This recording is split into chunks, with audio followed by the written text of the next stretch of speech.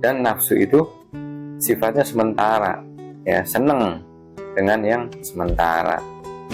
Sedangkan lawannya nafsu adalah akal. Nah, kalau akal ini suka dengan yang kekal. Makanya dawuhnya Sayyidil Walid Al-Habib bin Muhammad bin Dahar bin Umar bin Yahya, beliau mengatakan, kendalikan nafsu dengan akal, akal kendalikan dengan hati, hati kendalikan dengan iman, iman kendalikan dengan takwa, takwa kendalikan dengan ikhlas. Baru kita la haula wala quwata illa billahil azim, kita serahkan kepada Allah Subhanahu wa taala.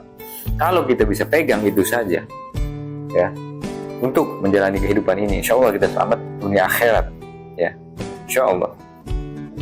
Sedangkan nafsu kalau ditanya, ya, ente misalnya mau kaya di dunia atau kaya di akhirat, pasti nafsu jawabnya kaya di dunia, karena udah dikendalikan nafsu. Jadi akalnya pendek, nggak pikir panjang, mikirnya yang di depan mata, pengen kaya di dunia, tidak memikirkan akhirat. Terus ditanya lagi nafsu misalnya, ente mau jadi orang bakhil atau orang yang ahli sedekah, pasti dia jawabnya orang yang bakhil, karena akalnya mikir kalau bakhil bisa nimbun harta, jadi bisa kaya. Sedangkan kalau sedekah buang duit, dia mikirnya rugi dong. Nah, dia mikirnya gitu. Padahal sedekah ini kalau kita sedekah diganti 10 kali lipat oleh Allah Subhanahu wa taala di dunia. Di akhiratnya kita punya tabungan yang luar biasa, ya, ganjarannya sedekah itu, ya. Jadi gitu ya.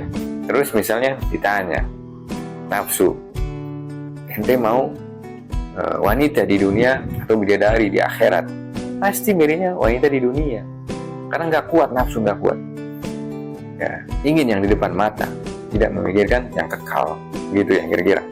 Seperti orang main catur, ya, kalau akalnya sudah dikendalikan nafsu, maka dia mikir satu langkah ke depan saja main caturnya, satu langkah ke depan. Tapi kalau akal yang mengendalikan hawa nafsu, ya, akalnya ngendaliin hawa nafsu, maka dia pikir panjang, dia mikirin 10 langkah ke depan, bukan cuma satu langkah ke depan.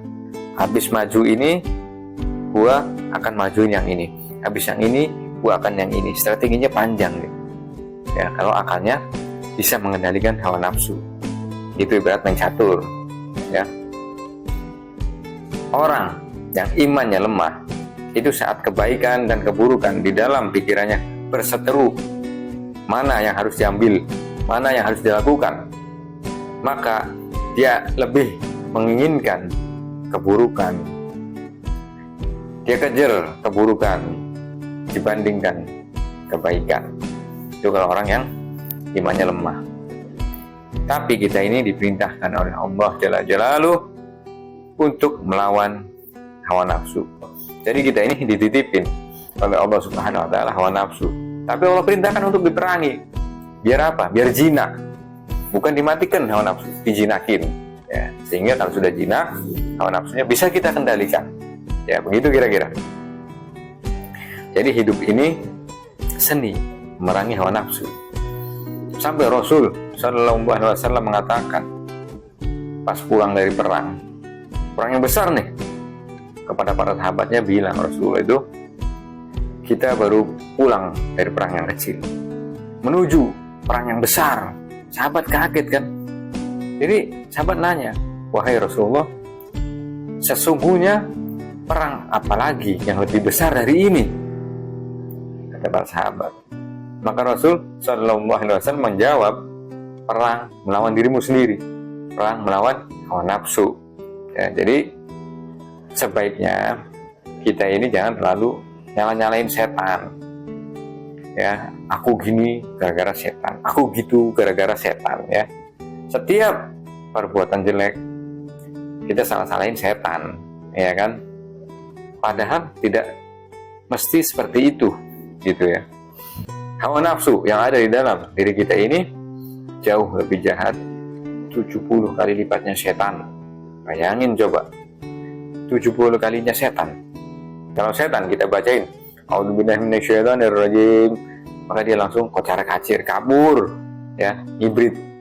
Tapi kalau hawa nafsu kita baca a'udzubillahi minasyaitonirrajim, bismillahirrahmanirrahim, terus alif lam mim, ya, Al-Baqarah selesai sampai surat An-Nas, surat terakhir.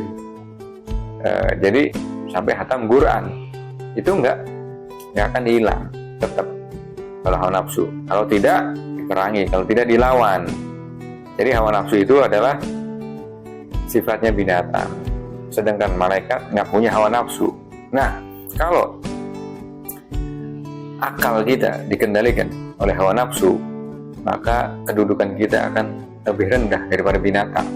Tapi kalau akal kita bisa mengendalikan hawa nafsu, maka kedudukan kita akan tinggi, melejit, melampaui malaikat.